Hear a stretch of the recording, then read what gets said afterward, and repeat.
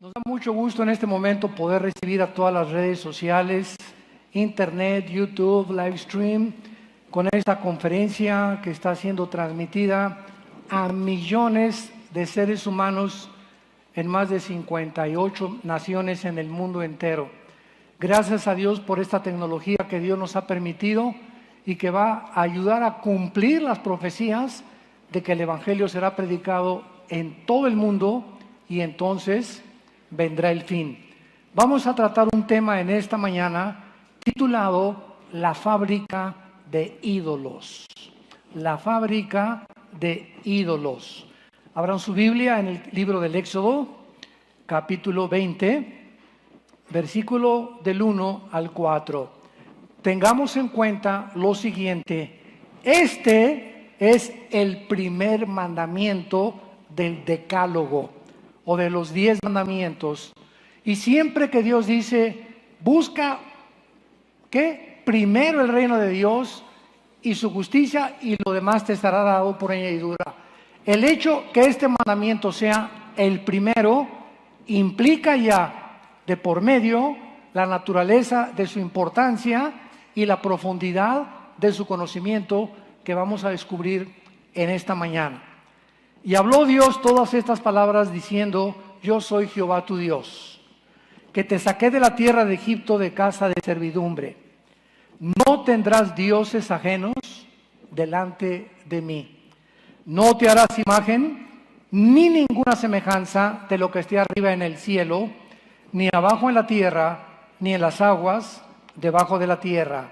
No te inclinarás a ellas ni las honrarás, porque yo soy Jehová tu Dios, fuerte, celoso, que visito la maldad de los padres sobre los hijos hasta la tercera y cuarta generación de los que me aborrecen, y hago misericordia a millares y los que me aman y guardan mis mandamientos. Es increíble que la mayor parte de las personas todavía, de que esto se escribió hace cientos de siglos, sigan creyendo que un ídolo es nada más una estatua o algo que tenemos ahí fabricado en la casa. Y aunque es verdad que estos son ídolos, esto es mucho más profundo de lo que nos podemos imaginar. Y vamos a comenzar a profundizar en esto de una forma maravillosa, con la ayuda, desde luego, del Espíritu de Dios. Es increíble que después de que empezó la crisis económica mundial, a mediados del 2008, cuando cayó la bolsa de valores 777 puntos, se comenzó a producir la serie de suicidios, una serie trágica de suicidios de personas que habían sido no millonarias, billonarias y trillonarias. Escuchen esto: el director financiero de Freddie Mac, de la Federal Home Loan Mortgage Corporation, se ahorcó en su sótano. El director general de Sheldon Good, compañía de subastas inmobiliarias de Estados Unidos, se pegó un tiro en la cabeza sentado detrás de su carro Jaguar deportivo rojo.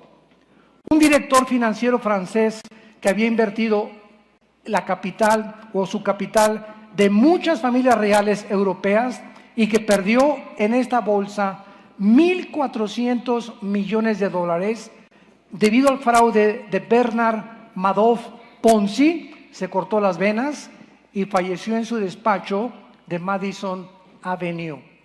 Un alto ejecutivo danés que trabajaba para el banco HSBC se ahorcó en el armario de su ropero en su suite de un hotel Knightsbridge en Londres, que costaba 500 libras la noche.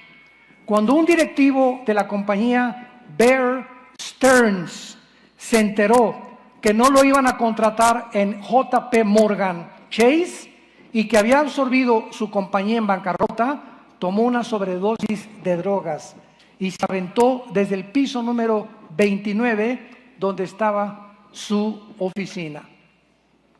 No cabe duda, como dijo un famoso escritor, que existe una extraña melancolía que invade a los habitantes de los Estados Unidos, aún en medio de la abundancia. ¿Por qué? Porque continúan millones de seres humanos, no solamente en Estados Unidos, sino en el mundo entero, tratando de encontrar su propósito, su éxito. Si no llego a ser notario, si no llego a ser licenciado, si no triunfo en los deportes, si no soy la primera Miss Universo del mundo, si no alcanzo la cima, entonces no tiene mi vida ningún propósito ni ningún significado. Ahora bien, existe una grandísima diferencia entre la tristeza y la desesperación. Por ejemplo, la tristeza es un dolor que existe, hay maneras de aliviarlo, como el consuelo familiar, o etcétera, etcétera. Pero la desesperación es inconsolable. ¿Por qué? Porque nace de perder algo esencial. Una persona desesperada es una persona que ha llegado a un rincón en su vida que dice, si no tengo eso, entonces no tengo ningún sentido en mi vida. Si esa persona me abandonó o si se fue mi esposo, algo en lo cual tú hayas centrado la razón de tu existencia y lo pierdas, se convierte en una desesperación.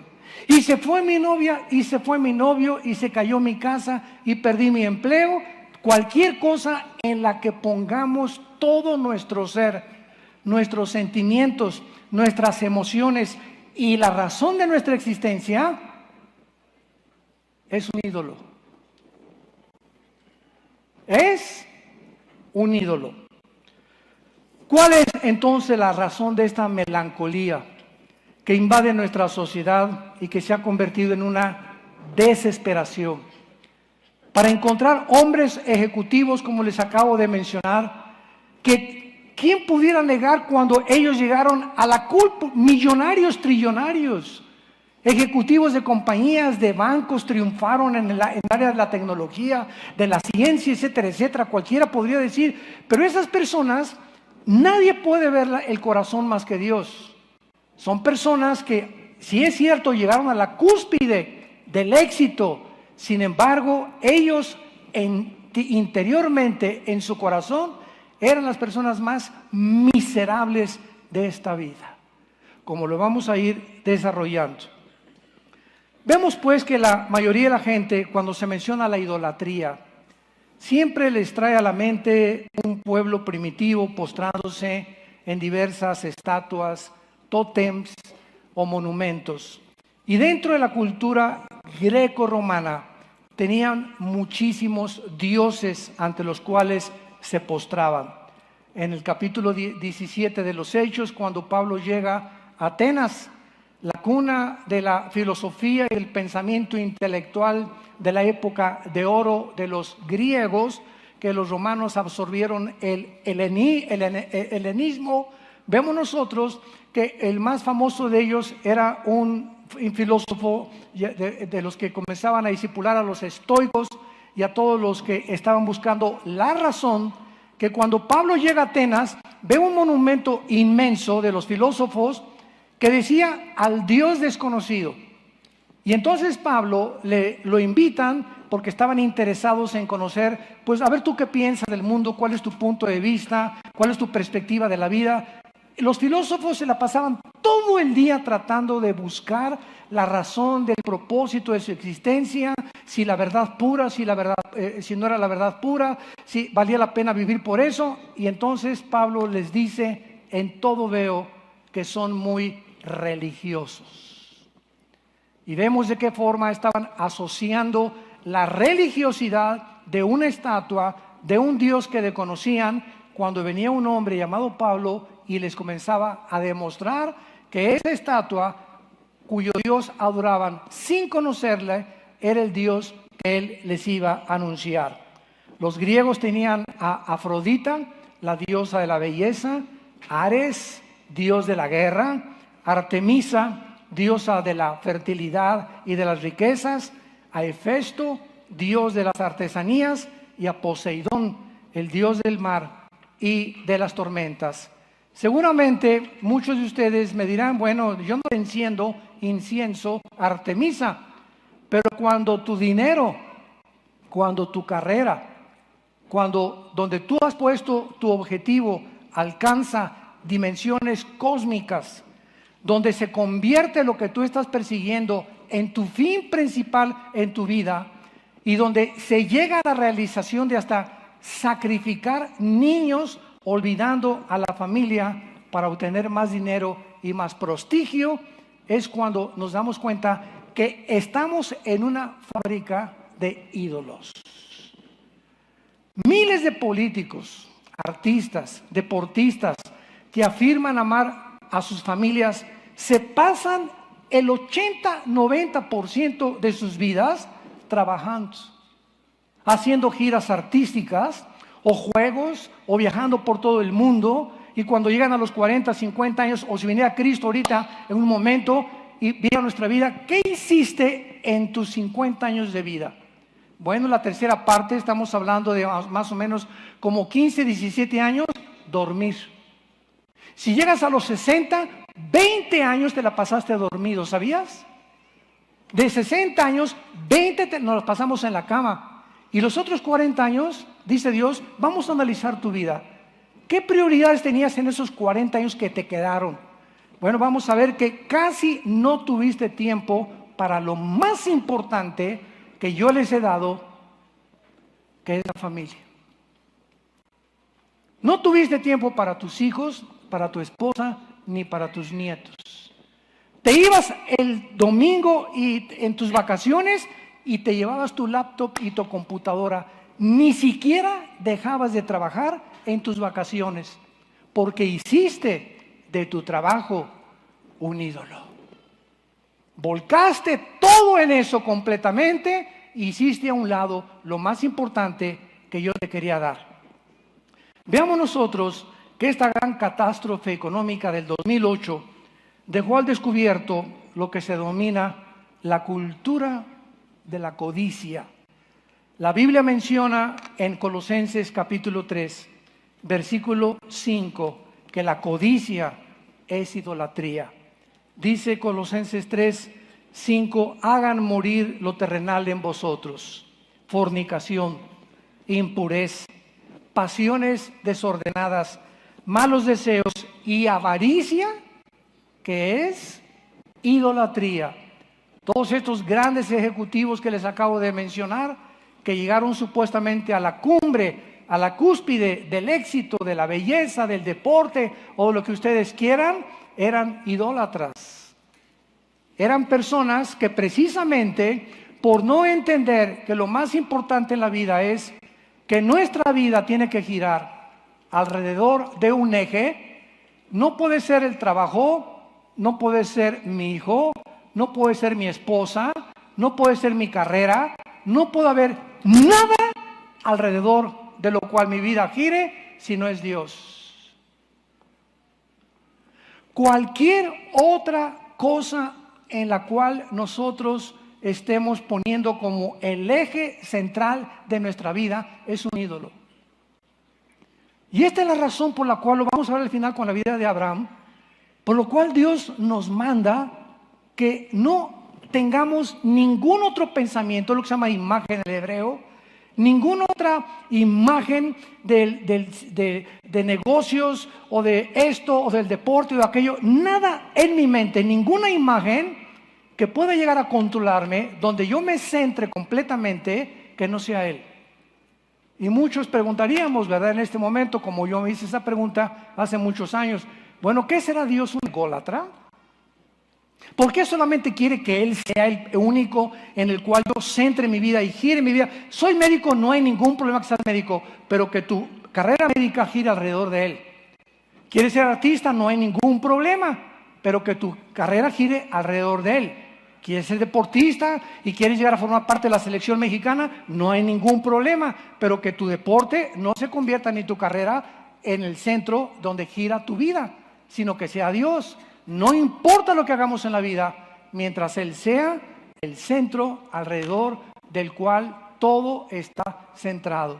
Si no es Él alrededor de lo cual mi vida está girando, voy a llegar algún día a la desesperación y te vas a quitar la vida. O vas a perder completamente de vista que hay cosas más importantes que lo que nosotros nos imaginábamos que podíamos tener. La mayor parte de las personas, repito, piensan que los ídolos son estatuas físicas o la estrella pop del momento. Sin embargo, la adoración interna de los ídolos es la que se rinde dentro de nuestras emociones y nuestros sentimientos. ¿Por qué? Porque incluso podemos convertir nuestra propia vida y nuestra carrera en un ídolo. Vean, por ejemplo, los ejemplos que les quiero mostrar. ¿Cuántos jugadores de diversos equipos de béisbol, de fútbol o tenistas, en un intento de jugar mejor que sus oponentes, llegan a comenzar a usar esteroides y drogas, porque quieren ser los mejores? Hubo una tenista que fue campeona mundial del tenis, Steffi Graf, y ella cuando ganó y llegó a los 45, 50 años de edad, comenzó a contarle a la gente que la rodeaba que era la persona más miserable del mundo.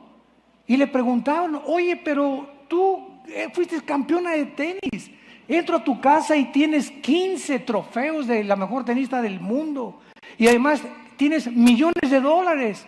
Y ella contestó y dijo, sí, pero ya no puedo seguir jugando. Era mi adrenalina, era lo que me daba propósito para vivir. Ahora soy la persona más miserable y más vacía de la vida, porque ella convirtió el tenis en su ídolo, en el centro donde giraba su vida. Y cuando ya no pudo jugar tenis, cuando un futbolista de soccer o de beisbolista llegan a los 30, 35, 40 años de edad, o cuando un torero llega a una edad en la que ya no puede seguir toreando, o cuando un político ya llegó a la presidencia y alcanzó la presidencia y acaba a los 50, 55, 60 años su carrera y se da cuenta que después de eso, ¿qué? ¿Ahora qué persigues? Ya tuviste todo. Es que me siento mal porque quiero seguir siendo político, quiero seguir figurando. Y fue lo que dijo también la famosa cantante Madonna cuando la entrevistaron en Nueva York. Madonna dijo lo siguiente: es que para mí, cuando yo entro a un espectáculo, necesito la adrenalina del aplauso y de que yo me sienta como una diosa. Y siempre que regreso a mi camerino en la noche de mi hotel o al cuarto de mi hotel, soy la persona más miserable del mundo, porque me he dado cuenta que no puedo vivir sin el aplauso y la adoración de mis fans. ¿Y ahora ella a qué le tiene miedo? Le preguntó la persona que estaba entrevistándola. Y ella contestó, bueno, tengo 55 años de edad. Ella tiene 55 años de edad actualmente. ¿Qué va a hacer cuando llegues a los 60 y ya no tengas a tus fans? Llegan a la desesperación y se suicidan. O como Michael Jackson, Elvis Presley y cantidad de artistas o deportistas comienzan a huir de la realidad, uniéndose en el mundo oscuro de las drogas. Porque solo las drogas los mantienen alejados de la realidad, y en las drogas ellos encuentran un escape, porque la realidad es demasiado cruel para sus vidas. No la pueden enfrentar porque eso no es el destino que ellos buscaban. ¿Me van siguiendo? Más les vale. Lo mismo sucede con los concursos de belleza. Mujeres en el final del concurso internacional de Miss Universo, se descubrió que el 70% de las muchachas concursantes en el concurso de Miss Universo, el 70% estaban operadas con cirugía plástica. Muchachas de menos de 25 años de edad. ¿Sabes lo que le pasa? Como dijo un gran cirujano plástico en Miami, ¿sabes lo que le pasa a una mujer que se opera antes de los 40 años? O a un hombre que se opera también antes de los 40 o 55 años de edad. Bueno, dijo este cirujano, cuando una muchacha se opera antes, su quijada, su piel, su forma de su cara no se ha acabado de definir naturalmente. Entonces te metes un bisturí y ya te jalaste por acá y ya te jalaste por allá y ya te hiciste ahí la trompa como de ranito y ya para engrosarte más los labios Y llegas a los 30 años y la naturaleza de tu cuerpo toma otra forma y a los 35 eres un monstruito. ¿Por qué? Porque quisiste, ¿verdad?, ser mejor que las demás o poder aparentar una belleza. Y siempre quiero decirte algo, siempre hay una persona más bonita que tú. No eres la pirulation de la station. Así que es increíble en lo que el mundo se mete, ¿verdad? En los concursos de belleza se operan de tal manera sus cuerpos para aspirar a ser la mejor. Más tarde descubren las terribles consecuencias de sus cuerpos deformados por el bisturí de un cirujano plástico. Hicieron o quisieron comenzar a poner su cuerpo como un ídolo, donde estaba centrado todo. Si no soy bonita, si no tengo esto, si no alcanzo esto, voy a llegar a la desesperación. Porque este es el propósito que me mantiene. Mientras sienta que soy bonita y soy bella, podré seguir navegando en aguas tranquilas en esta vida. ¿Qué es un ídolo? Es algo que es más importante para nosotros que Dios. Cualquier cosa que cautive nuestro corazón, nuestras imaginaciones, cualquier cosa que busquemos y que creamos que nos está proporcionando más felicidad y más sentido y más propósito que Dios, no tengas ninguna duda de llamarlo un ídolo verdadero. Un ídolo es algo en que invertamos la mayor parte de nuestra pasión, de mi energía, de mis recursos emocionales y económicos. Y puede ser mi carrera, puede ser un hijo, puede ser un esposo, una esposa, un deporte, un noviazgo, mi belleza, el intelecto, una causa política, etcétera, etcétera. Y lo más interesante de esto es que también hay ídolos intelectuales. Escúchenme, estudiantes de filosofía. Muchas veces estos ídolos intelectuales se llaman ideologías. Permítanme darles el ejemplo de dos ideologías que se convirtieron en ídolos en el siglo XX de la mayor parte de las universidades. Por ejemplo, los europeos a finales del siglo XIX y principios del XX se convencieron de las enseñanzas de un francés filósofo ateo llamado Rousseau.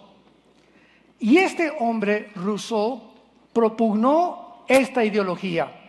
La bondad, escribió, innata de la naturaleza humana es que nuestros problemas sociales son el resultado de una educación y una socialización equivocada. Rousseau comenzó a enseñar de que el problema del ser humano y las guerras y por lo que hay crímenes y delincuentes es que se necesita más educación. Y si comenzamos a educar mucho mejor a la gente y adaptarla a la sociedad donde la gente vive, entonces eso se va a terminar. Sin embargo, la Primera Guerra Mundial, y la Segunda hizo pedazos este espejismo.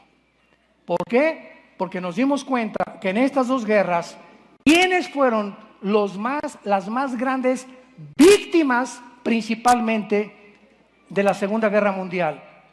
85 millones de alemanes, damas y caballeros. No estoy hablando de 85 millones de alemanes indígenas, incultos o desleídos y desletrados, como diría Cantinflas. Estoy hablando de 85 millones de alemanes licenciados, abogados, astrofísicos, cultos, médicos, que creyeron la mentira de Hitler y de los nazis, de que iba a ser la mejor nación del mundo y que iban a mejorar las cosas y que su sentido de orgullo, que había sido aplastado en la Primera Guerra Mundial, iba otra vez a resucitar. Y ellos al final de la guerra se dieron cuenta y dijeron: ¿a quién hicimos un ídolo? A una ideología llamada el nazismo. Más de 7, 8 millones de seres humanos asesinados en aras de un loco psicópata en busca de una raza superior. Y hicieron un ídolo completamente de la ideología de los nazis. Y así pasó con Mao, con el comunismo y así pasó con Mussolini, con el fascismo. Ideologías que comenzaron a adorarlas y creyendo que eran dioses el nazismo. El nazismo va a ser la respuesta al mundo, el comunismo va a ser la respuesta al mundo, no es el fascismo. Y estas ideologías acabaron completamente con millones de seres humanos, ideologías de ídolos que comenzaron a fabricarse los filósofos. Y ahora, ¿cuál es el más grande ídolo del siglo XXI que venimos arrastrando desde el siglo XX? El ídolo del darwinianismo. La postulación que hizo Carlos Darwin, que venimos de los animales, se ha convertido en uno de los ídolos más grandes de nuestra cultura. Mi esposa y yo estuvimos en Londres, en el Museo Nacional de Historia, y al entrar al Museo Nacional de Historia de Londres, en el primer piso, todo el primer piso está dedicado a la evolución. Y desde que entras al Museo Nacional de Historia de Londres, encuentras, bueno, hace 5 billones de años se pone una calavera, parecía la calavera de una rana. ¿Qué de un ser humano? Y pasaron 2 millones y otra calavera, y otra calavera, y otra calavera, y dicen que así fuimos evolucionando nosotros. Es increíble que en una nación tan civilizada como Londres, como Francia, como el Reino Unido, Alemania, etcétera, etcétera, en las universidades, en Harvard, Princeton, Yale, Oxford, sigan enseñando que venimos de los animales. Se ha convertido el darwinianismo en un ídolo. Nadie quiere aceptar la verdad, que es una verdad anticientífica, que no se puede demostrar ni biológica, ni física, ni tampoco genéticamente. La misma ciencia contradice que vengamos de los animales. Desde que en 1954 el doctor Watson Crick descubrió la hélice del ADN, del ácido desoxirribonucleico. Pero es un ídolo en las universidades y se adora a la ideología darwiniana como si realmente nosotros tenemos nuestra ascendencia en los animales. Como le dije a un maestro de la universidad, no se enojen ustedes cuando los estudiantes se vuelven como animales, porque ustedes les han enseñado a portarse como changos. Vemos nosotros esta tendencia a la idolatría en el deporte, en la política, en las ideas y en la filosofía. ¿Y cómo es posible, verdad, que muchas veces tú puedas preguntarte? Esa es una conclusión que yo he llegado. Una muchacha es bonita, tiene 18, 20, 25 años de edad. ¿Y cómo es posible que el deseo de su corazón pueda convertirse en el final de su propia destrucción? ¿Cómo es posible que muchas veces cuando queremos obtener, yo quería ser licenciado, notario o político o jugador, ¿cómo es posible que un buen deseo, porque al principio son buenos deseos, no hay nada de malo de poder aspirar a ser alguien mejor en la vida, ¿correcto? No hay nada de malo en eso. Pero ¿cómo es posible que eso se pueda convertir después en algo catastrófico que acabe destruyéndome lo que comenzó con un deseo lícito y natural para buscar? Y la Biblia menciona claramente en Romanos capítulo 1 que una de las peores cosas que Dios puede hacer al juzgar a una persona es entregarla a la obsesión de los deseos de su corazón. Por ejemplo, un homosexual puede llegar a tener la homosexualidad como un ídolo, a decir, es que si yo no soy así, no voy a poder desenvolverme en el mundo. Oye, ¿por qué no consideras que estás equivocado? ¿Por qué no consideras pararte enfrente al espejo y bajarte los chones? Y que el espejo te diga si eres gallo o gallina. Que la misma biología te lo diga. Y que tú digas, Dios mío, físicamente soy un macho. Pero aquí me dicen, no, ¿verdad? No eres esto, eres lo otro. Entonces, considera no. Pero si tú te aferras y eso se convierte en una obsesión, la Biblia dice que Dios te entrega. No es que yo soy así, yo no voy a cambiar. Soy un ladrón y seré un ladrón toda mi vida. Es que yo soy así. Y yo soy misógeno y golpeo a las mujeres. Y así fue mi abuelo, y así fue mi padre, y así voy a seguir siendo yo. Cualquier deseo que nosotros insistamos en permanecer en Él, si darle oportunidad a Dios que nos cambie, Dios sabe, fíjense, lo vamos a leer, Dios sabe cuando alguno de nosotros hemos llegado a un punto de decir, no quiero cambiar, o quiero seguir siendo así. Y es en ese momento la peor tragedia que pueda sucedernos, porque en ese momento Dios te dice, sí, pues déjame ayudarte un poquito más y te voy a empujar yo mismo para que esa obsesión que tú tengas, la cumplas, y cuando la cumplas, descubras que tocaste fondo por haberte olvidado de mis mandamientos. Dicen Romanos capítulo 1, versículo 24, por lo cual Dios también los entregó a la inmundicia. Noten ustedes que es Dios el que empuja, entrega a las personas degeneradas moralmente, que insisten en seguir viviendo unas vidas sórdidas, oscuras, alejadas de la pureza sexual. Y entonces Dios te deja, insistes con la pornografía, pues ahora te voy a empujar para que veas más pornografía y llegues a convertirte como Dundee allá en Florida, que fue el hombre que asesinó a 18 mujeres, y que cuando el doctor James Dobson, un psicólogo cristiano, lo fue a entrevistar antes de que lo metieran a la cámara de gases, el doctor Dobson, está la entrevista en internet, le preguntó a este hombre, oye, ¿cómo comenzó tu obsesión por las mujeres? Que te llegó inclusive a matarlas a 18, porque la obsesión fue tan grande que dijo, no solamente las deseo, sino que las quiero ahora matar, y ya muertas seguirlas violando. Y este hombre le contestó al doctor Dobson, la pornografía. La pornografía, que comenzó a los 12 años de este hombre, se comenzó a crecer como un monstruo grandísimo, como un Godzilla, que cuando te das cuenta, el monstruo que traemos dentro nos hace así, yo soy el que mando aquí, ya te di mucha oportunidad, se acabaron tus puertas de salida, ahora yo te voy a comer. Y así pasa con todas las cosas que se convierten en una obsesión en nuestra vida, que no queremos abandonar, que nos gusta el pecado, no hay ningún problema, Dios nos dejó la libertad, Dios te deja pecar, y si tú insistes, Él te entrega a que peques más profundamente todavía. Dios los entregó.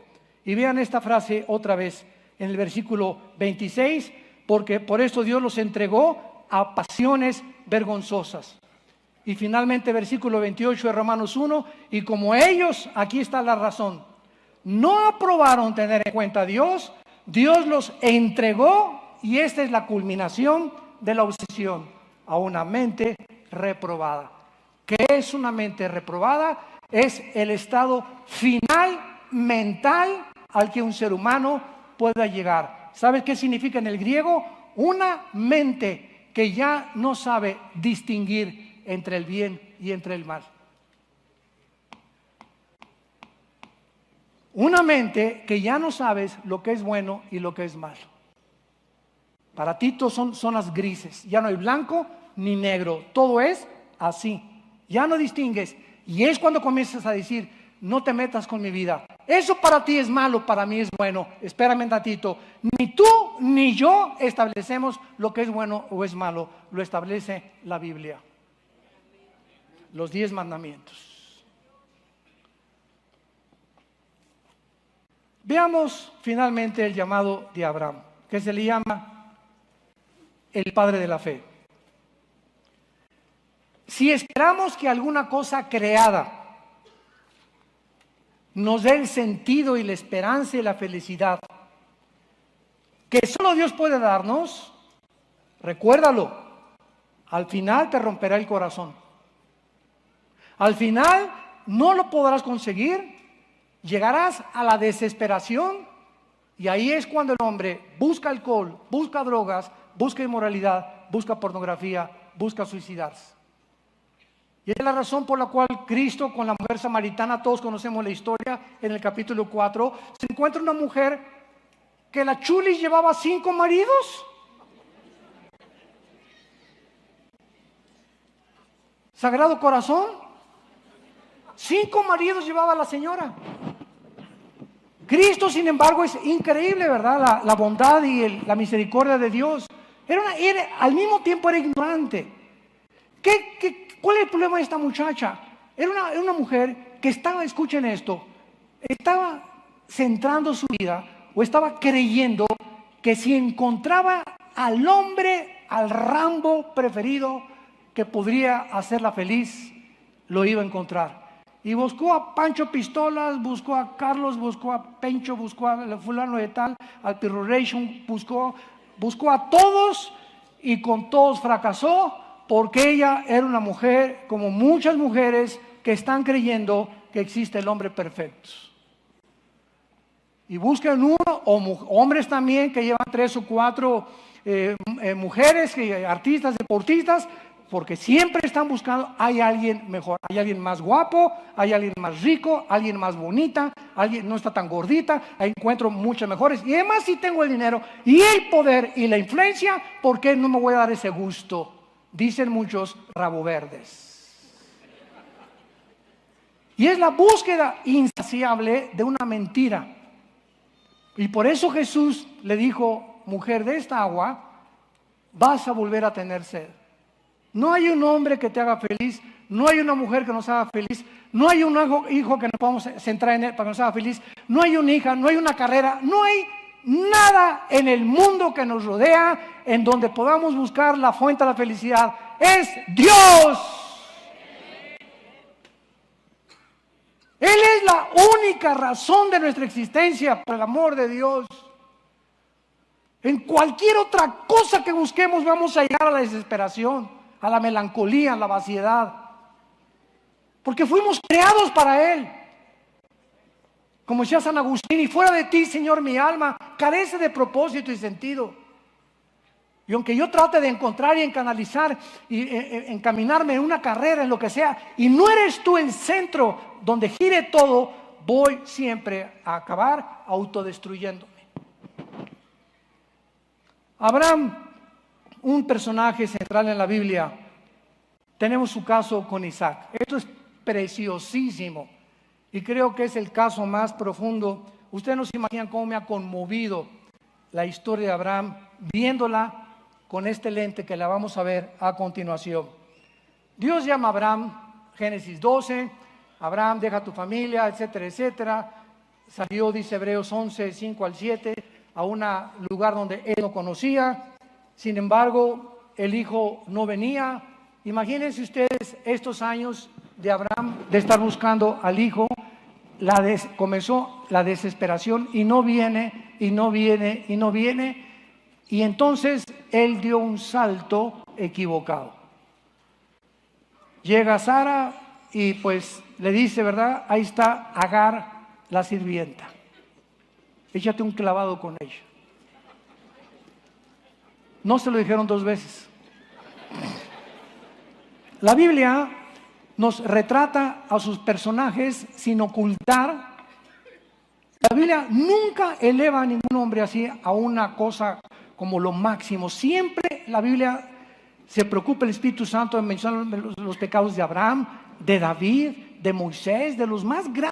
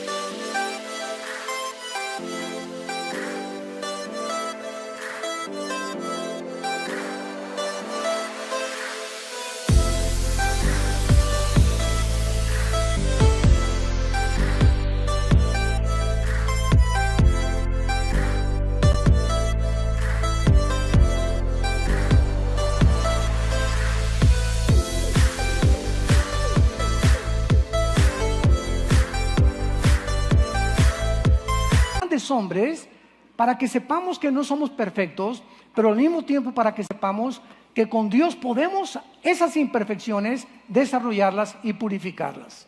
Bueno, pues ya nace, ¿verdad? Ismael, ya sabemos, de Agar, que es el padre de los árabes. Pasa el tiempo y finalmente ya nace Isaac. Y entonces Abraham comienza a desarrollar una relación padre-hijo con Isaac, y encuentra, ¿verdad?, que Isaac era ese deseo, propósito, razón por lo cual él estuvo esperando tantos días, y sin que Abraham se hubiera dado cuenta, Isaac estaba en el camino de convertirse en un ídolo para él. Porque comenzó a darle tanta devoción a ese hijo que durante tanto tiempo esperó, que comenzó a volcar completamente su vida, a centrarla en Isaac. Sin embargo, llega el momento en que Dios le dice, Génesis capítulo 22, dame eso que amas con todo tu corazón. Dámelo. Y en ese momento, Abraham, sabemos la historia, enalbarda a sus asnos, a sus burros, a lo que tuviera ahí, a sus sirvientes, le habla a Isaac, se encaminan hacia el monte, y cuando Abraham levanta el cuchillo para matar a su hijo, la voz que aparece en el cielo es, ahora veo que temes a Dios.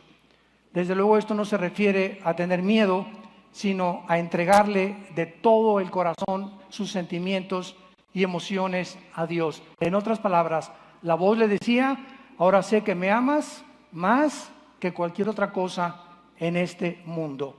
Sin embargo, esto no significa, síganme con mucho cuidado, esto no significa que Dios intentaba averiguar que Abraham le amaba, porque Él conoce las intenciones del corazón. Más bien, Dios estaba atravesando a Abraham en esta prueba, de modo que él pudiera purificar la idolatría de su corazón. Dios sabía que si no intervenía a tiempo en la vida de Abraham, Isaac iba a acabar convirtiéndose en un ídolo en su vida. Y él tenía que pasar la prueba más grande, la purificación de la idolatría. Este era el propósito, no quería el que matara a Isaac. Simplemente evitar, por el amor tan grande que Dios le tenía a Abraham, de que se convirtiera él en un ídolo, su propio hijo de él. ¿Por qué? Vean ustedes qué cosa más tremenda. Si Dios no hubiera intervenido y no le hubiera pedido a Isaac que sacrificara a su hijo, Abraham habría acabado consintiendo a Isaac más que cualquier otra cosa. Y cuando una persona consiente a alguien o a un hijo demasiado, entonces se muestra furioso, cruel y tal vez violento cuando el hijo decepciona. ¿No es verdad? ¿Por qué? Porque los ídolos esclavizan. Los ídolos esclavizan. El amor y éxito de Isaac se hubiera convertido en la única meta y alegría de Abraham. Y Dios no quiere que ningún hijo de nosotros, ninguna esposa, ningún esposo, ningún hombre, ninguna mujer, ningún trabajo, ningún deporte, nada en la vida pueda convertirse en nuestra meta, ni en el objeto donde centremos todas nuestras emociones y todos nuestros sentimientos. Amarás a Dios con todo tu corazón, con toda tu mente y con toda tu alma. A Él. Porque entonces descubrirás que si tú me amas a mí con todo tu corazón y con toda tu alma, y yo soy el objeto, la razón, el propósito por el cual tú existes, tú vas a perder algún día a tu esposa, a tu hijo, tu dinero en la bolsa de valores, no importa lo que sea. Vivimos en un mundo completamente desaparece todo, es un mundo completamente que no hay nada seguro, todo es completamente temporal. Y cuando tú lo pierdas, nunca llegarás a la desesperación, nunca intentarás huir por una puerta falsa. ¿Por qué? Porque yo soy tu roca, tu sostén, mi fortaleza, castillo mío, mi Dios, decía David, ¿en quién confiaré? Qué lógica tan grande, ¿verdad? Ahí está la razón. ahí está la razón. Yo me preguntaba muchas veces, ¿por qué Dios quiere que Él sea el centro? ¿No será un ególatra ese Dios que estamos adorando? ¿Por qué quiere que todos se centren en Él? Al contrario, es un Dios de amor. Y por ese amor que Él nos tiene, Él sabe que si nuestro amor no está canalizado y dirigido a Él nada más, vamos a desesperarnos. Nos va a invadir una melancolía cuando perdamos en aquello que creíamos que se convertiría en el centro de nuestra existencia. Ahora es increíble que después, cuando comenzó Abraham a acercarse a Isaac y a Isaac tirado ahí en el altar para ser sacrificado, la enorme diferencia fue cuando Cristo, 2000 años después, en el mismo monte Moriah, donde Abraham iba a sacrificar a su hijo, en el mismo monte, 2000 años después, Jesús gritó: Dios mío, ¿por qué me has desamparado? Y ahí no hubo una voz que le contestara y que muriera por nosotros. Nadie le contestó a Jesús. En lugar de esto, el Padre pagó el precio con su silencio.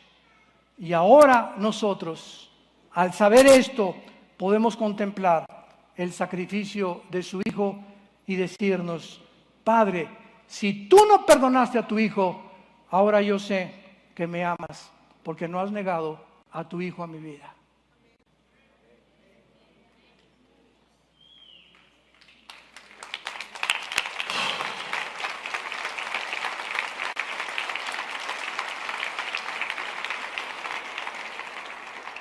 Dos 2000 años antes, ahora veo que temes a Dios por cuanto estuviste dispuesto a sacrificar a tu Hijo. 2000 años después, ahora vemos cuánto Él nos ama a nosotros, que estuvo dispuesto a sacrificar a su Hijo. Dice en Romanos 8 que no escatimó a su Hijo, sino que lo entregó por todos nosotros. ¿Cómo no nos dará todas las cosas si nosotros se las pedimos? La mayoría de tus frustraciones y las mías desilusiones que experimentamos en la vida están relacionadas con nuestros Isaacs, con nuestros ídolos falsos, en quien estamos tratando de encontrar la razón y el propósito de nuestra vida, de nuestra felicidad, de nuestro sentido y de nuestra razón para poder vivir. Veo que me llamas, es lo que podemos decir: oh Dios, como dijo Abraham, a vivir mi vida sin algo que yo pensaba de lo que podía prescindir. Pero si te tengo a ti y poseo la única riqueza, salud y amor, honor y seguridad que realmente necesito, nunca te perderé. Entonces no tengamos miedo cuando perdamos algo en esta vida, porque si es el centro de tu vida, te hundes junto con lo que perdiste. Recuerdo hace muchos años aquí en Satélite, estaba dando un estudio bíblico en una casa de una señora muy rica, y recuerdo que cuando yo iba entrando al estudio tenía un jarrón chino como de ese tamaño que le había costado en aquel tiempo, me dijo, como $25,000. Y cuando yo entré, un gato brincó y lo tumbó. ¿Saben ustedes que después de que la señora vio que se cayó el jarrón chino, vino la ambulancia por ella? Le tuvieron que proporcionar oxígeno. Le dieron 2 ataques al corazón en menos de una semana, porque ella no podía creer que había el gato destruido su jarrón chino. Es increíble que esta señora tuviera tanta obsesión y tanto apego a un objeto común y corriente, que estaba dispuesta a perder su salud por él. Increíble. Ya se imaginarán que cuando se sanó lo que le fui a decir a su casa. Ella ya no existe, ella murió hace algunos años, pero recuerdo, ¿verdad?, que cuando la fuimos a visitar al hospital, le decía a su casa, fue lo que le dije: usted, señora, había hecho de un jarrón un ídolo en su corazón. Y cuando ese ídolo desapareció, me dijo: ¿pero por qué un ídolo? Porque demostró que cuando usted lo perdió, estaba dispuesta usted o a punto de perder su propia vida por él. Le causó tanto dolor que estuvo a punto de perder su vida por algo que había perdido. toda esta lista de hombres millonarios que les mencioné, tenían tanto puesta su vida y centrado sus vidas en el dinero, que cuando perdieron todo por lo cual habían vivido y trabajado y entregado, desapareció, su vida no tenía propósito ni sentido para seguir viviendo. Gracias a Dios que Pablo dijo, ¿verdad? Filipenses 4, porque estoy acostumbrado a vivir sin tener nada y tener en abundancia. Dios quiere que nosotros sepamos que sí, con dinero o sin dinero, no es el dinero ni lo que tenemos el centro por lo cual estamos contentos y felices. Y cuando nos da dinero, que no pongamos todo nuestro corazón en ese dinero. Porque Dios les hace como polilla, como lo hizo con estos millonarios, lo más apreciado del ser humano.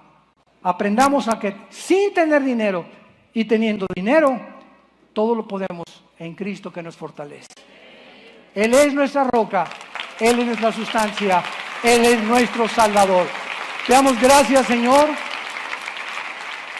Te bendecimos, Jesús, porque tú eres, has sido y serás únicamente el centro total de nuestra adoración. Oh Dios, me amarán con todo mi corazón, dice el Señor. No tengan ídolos delante de ustedes. No tengan nada, absolutamente nada, ya sea objetos o personas, donde centres tu vida.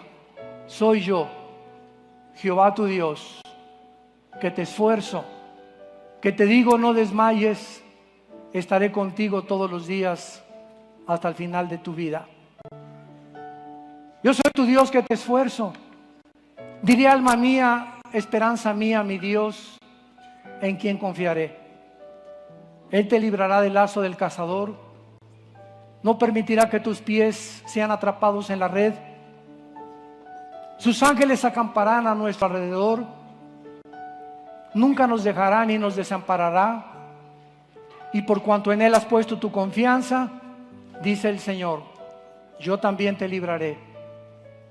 Pondré tus pies sobre la roca y te haré conocer los secretos de mi sabiduría.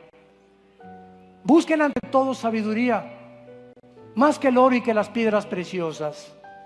¿Por qué? Porque si tenemos abundancia de bienes materiales y riquezas, sin la sabiduría de Dios, esas riquezas nos van a corromper, nos van a echar a perder y las vamos a desperdiciar viviendo perdidamente.